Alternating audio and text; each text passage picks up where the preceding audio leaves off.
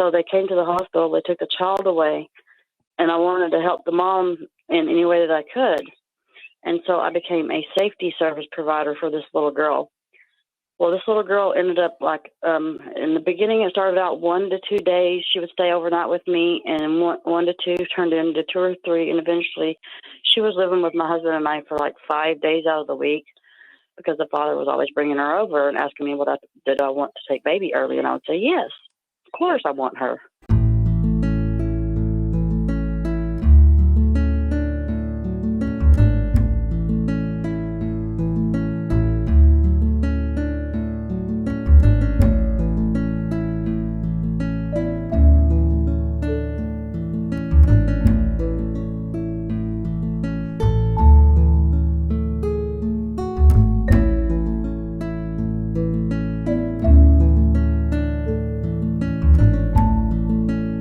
Right into the calls today. Let's take Amy from Oregon. Amy, did you have a story to tell or a question to ask? Thank you, first of all, for hearing me out. I have a question, actually, I guess, more than I would tell the story, because the story's really long. But, okay, there's a little girl that I raised. Okay, I met her birth mother at the apartment building I lived in at the time, which I'm still in the same apartment complex. But when she was born, I watched this little girl come into the world, and the father was given full custody, and the mother has disabilities, mental disabilities or whatever. Mm-hmm. And so they came to the hospital. They took the child away, and I wanted to help the mom in any way that I could. And so I became a safety service provider for this little girl.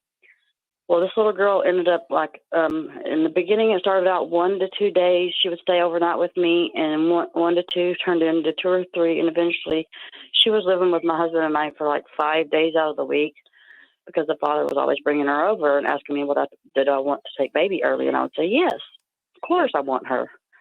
And anyway, her life is very well documented with videos and pictures and stuff like that. And since I'm not the biological mother to this child, and since she was removed, and the reason that she was removed is because she has 2 older half siblings, and the oldest one, the eldest daughter, made an accusation against her father and her mom's boyfriend.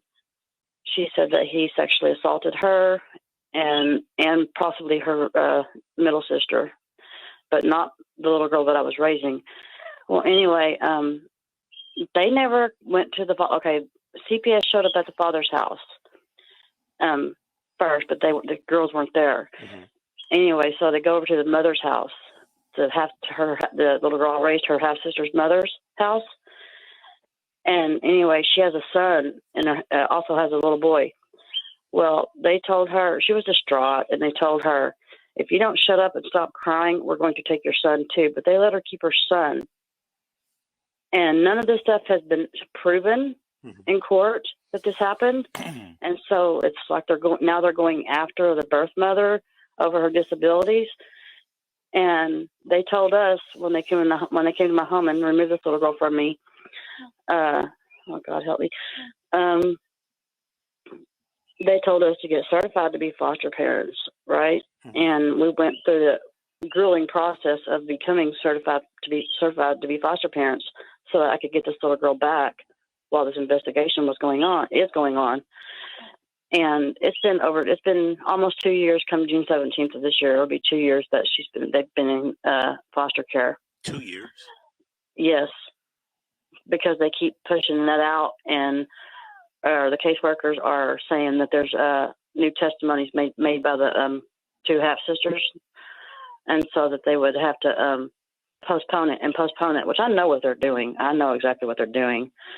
But I raised this little girl. She called me mom. She called my husband dad.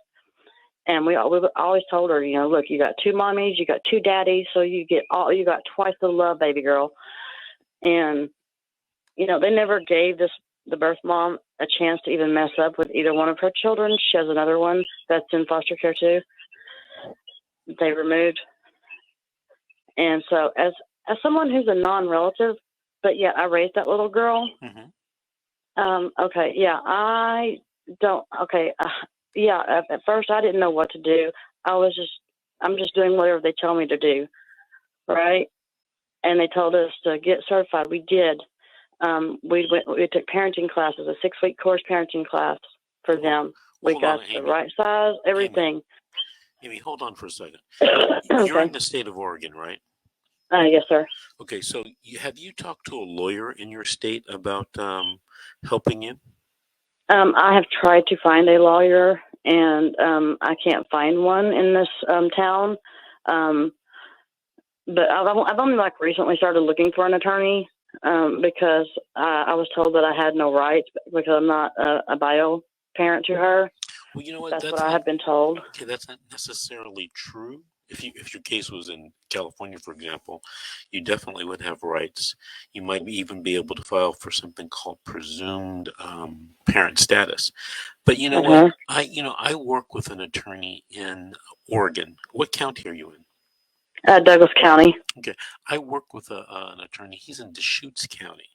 But what I'd like you to do is during the week coming up, I want you to call me at my office, and I'm going to give you his name and number, and you give him a call and see if he can assist you with your, I think they call it DHS matters or CPS matters in Oregon.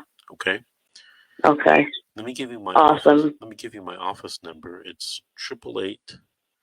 888-6582. That's 888. Okay, awesome. 888-6582. Any quick questions you want to ask me before the break? No, I don't think I have any more questions. I think I think you pretty much answered it. I want you to know that what you're doing is awesome and amazing. I mean, thank you, God, for someone like you, because I was just researching how to what to do when you're dealing with evil, lying CPS workers. And Mrs. G's, one of her videos popped up, and I have been in contact with her. Okay. But she's an amazing woman. Keep listening, because she's going to be a guest host in a few minutes.